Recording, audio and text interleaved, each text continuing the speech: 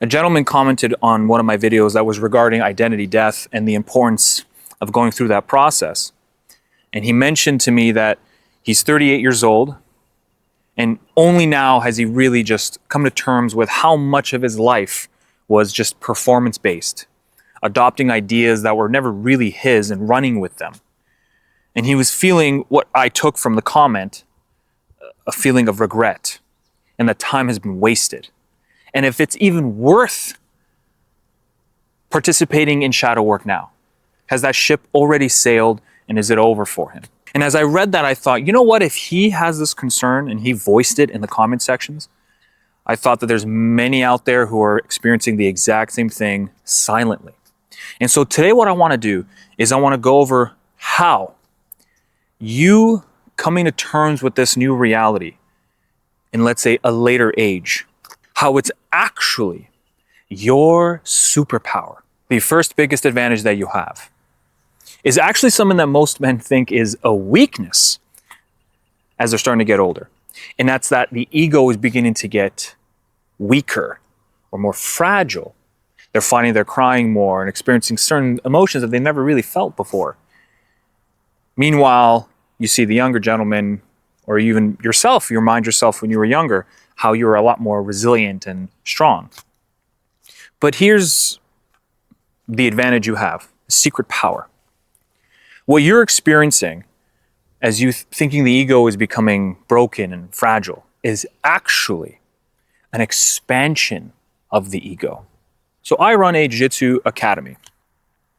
And when I have the young men that come through my door, early 20s, mid 20s, they are often the most stubborn when it comes to being put in submissions and letting themselves go way too far, often leading to injury and damage that they really could have avoided.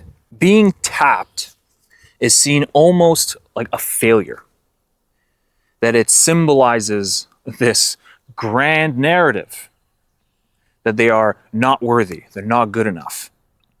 And no matter how much I've tried to explain, it doesn't make a difference. Because when I was in my early 20s, it didn't make a difference. It will simply just shapeshift.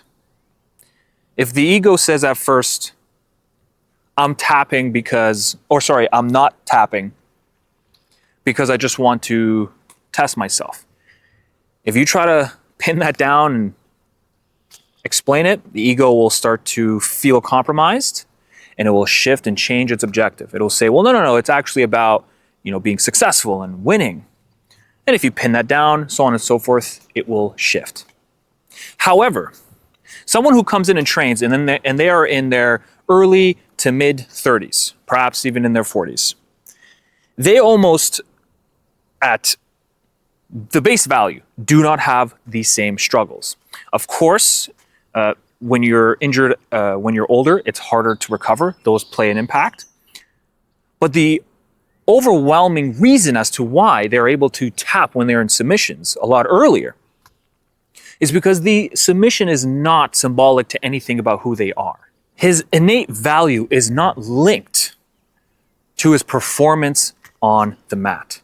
The ego is able to finally actually let go. If you try this when you're in your 20s, it's borderline impossible. You can't really do it, right? I'm speaking from experience, and you're probably knowing the same thing as well. You are now entering a state of vulnerability enough that you can access those core desires that were violated. And what are those core desires? Number one, it's, do I matter? Number two, am I seen for exactly who I am and everything that encompasses that? And number three, do I have agency? Because if somebody violated those core desires, if somebody took away your agency, if somebody made you feel like you didn't matter, or that you're not accepted for what you actually are, so I need you to change your shape, change your persona, become a mimic of what is accepted. And then seeing and realizing that you spent your whole life trying to prove the opposite. If you felt you didn't matter, you spent your whole life trying to prove to everybody else that you did. Now, I don't want to get ahead of myself, but more than likely, you're realizing that the only person that can free themselves is you. You're the only one that can heal and restore those core desires that were violated once before.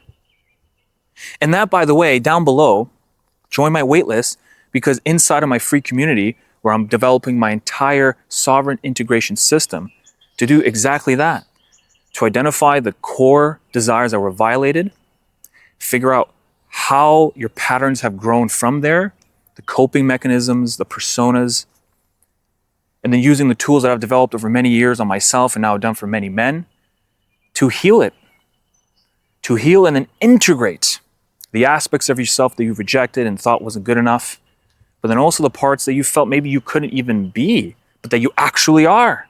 This one is arguably one of the most important leverages that you have starting at your age. And it's the fact that you lack time and you're feeling the pain associated with it. So to illustrate, I'm going to use my Jiu-Jitsu Academy again. When a young individual joins and they start Jiu-Jitsu and they're sort of into it, they're having fun, they are often the ones who would squander their time. They're not productive with it. They just come in and, 50-50. They goof off half and they sort of take it seriously the other half. They'll skip training. They'll rather hang out with friends. Again, this is all fine. There's no criticism here. But what I've noticed is, in comparison to somebody who has come in, who has maybe thought about trying it once before, but never really have, always says to me, I had wished I'd started sooner. I've always wanted to, but never pulled the trigger. And I do not want to miss that opportunity. If I keep waiting, I'm going to get to an age where it's just not possible anymore. And so I have to act now.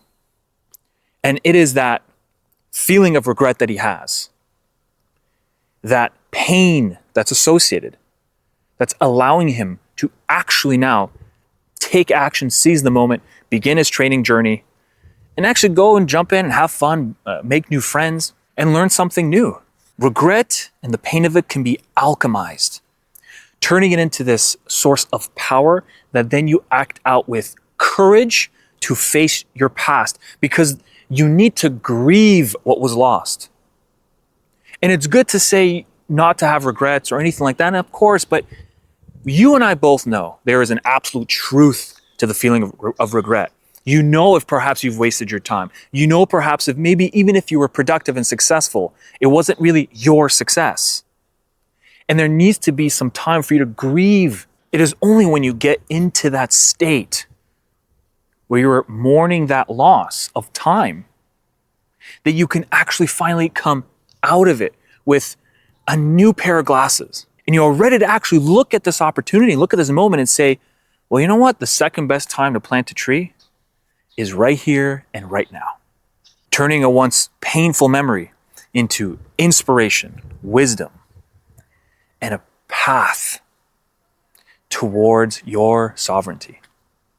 And just to finish, I want to read one more thing. Urgency is the gift for the late bloomer. Thank you very much, everybody.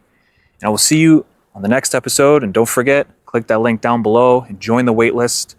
It is for free, not only for accessing the community, but also accessing my entire sovereign integration system with weekly group sessions led by me. It's something I'm so excited about. The launch date is July 11th, but if you want early access to it, it's only done through the waiting list.